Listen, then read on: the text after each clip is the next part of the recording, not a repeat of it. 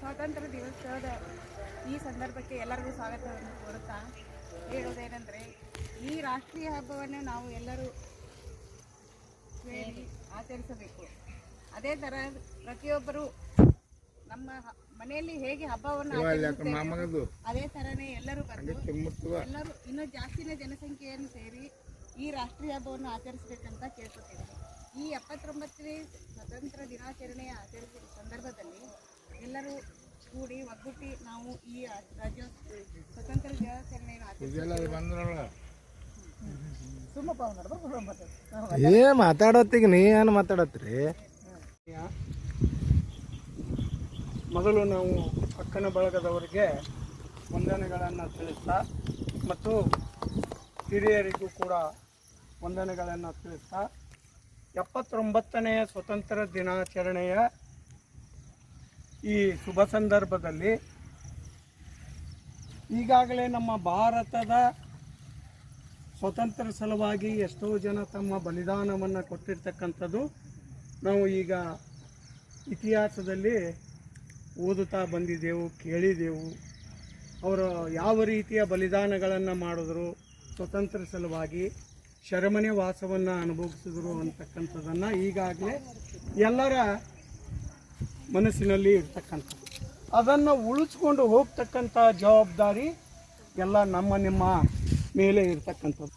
ಈಗ ಈ ನಮ್ಮ ಮೊದಲನೇದು ನಾವು ಚಿಕ್ಕವರಿದ್ದಾಗ ಭಾರತ ದೇಶ ಯಾವ ರೀತಿಯಾಗಿತ್ತು, ಈಗ ಯಾವ ರೀತಿಯಾಗಿದೆ, ಈಗ ಯಾವ ರೀತಿಯಾಗಿ ಮುನ್ನಡೀತಾ ಇದೆ, ಅದಕ್ಕೆ ಯಾವ ರೀತಿಯ ಮುಖಂಡರಿದ್ದಾರೆ ನಡೆಸೋದಕ್ಕೆ.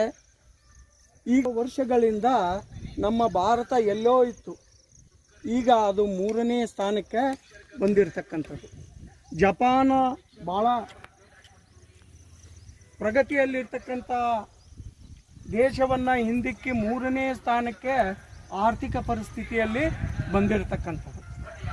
ಈಗ ನಾವು ಮಿಲ್ಟ್ರಿ ತಗೋಬೋದು, ಮೊದಲು ಶಿಕ್ಷಣವನ್ನು ತಗೋಬೋದು. ಶಿಕ್ಷಣಕ್ಕೂ ಮಿಲ್ಟ್ರಿ ಇನ್ನು ಅನೇಕ ಕಾರ್ಯಕ್ರಮಗಳನ್ನು ಒತ್ತು ಕೊಟ್ಟಿದ್ದಾರೆ.